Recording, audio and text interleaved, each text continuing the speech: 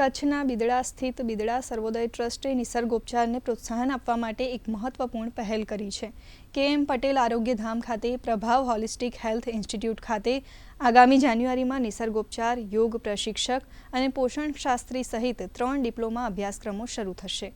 Kutch university સાથે જોડાયેલા આ અભ્યાસક્રમમાં 60થી વધુ વિદ્યાર્થીઓએ પ્રવેશ મેળવ્યો છે.